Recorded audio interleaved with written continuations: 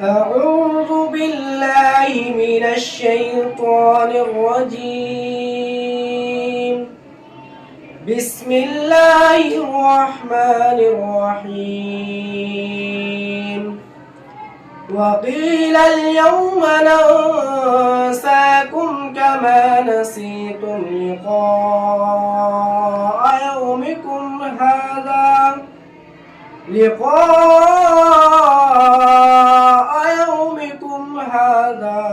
ومأواكم النار وما لكم من ناصرين.